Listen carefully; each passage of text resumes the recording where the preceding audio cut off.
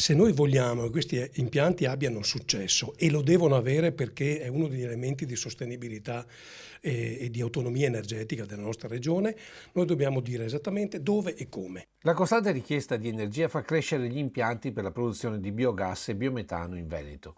I dati del dossier realizzato dall'Università di Padova per Legambiente e Consorzio Italiano di Biogas parlano chiaro. Un grande potenziale, si stima che fino al 45% di tutto il biometano che si può produrre a livello della regione Veneto è ancora in fieri, quindi ci sono grandi potenzialità per produrre tramite un approccio di economia circolare biometano da scarti dell'agricoltura. Opportunità che però si scontra con i territori dove sorgono questi impianti, dove non mancano le proteste di cittadini e residenti. Una situazione che però in alcuni casi è stata superata, come a Schiavon. Coinvolge il territorio, vedere le esigenze e le opportunità che vengono poste, capire i bisogni, confrontarsi con l'amministrazione, che diventa poi l'interprete, l'interlocutore con la popolazione, confrontarsi con le associazioni ambientaliste come Legambiente e poi mettere a terra un progetto. Un progetto deve essere concreto, reale e soddisfacente di quell'entità locale che andiamo a interessare. Dieta, ovvero quantità e qualità di scarti arborei, liquame zootecnico e altri materiali che reagendo tra di loro creano il biogas,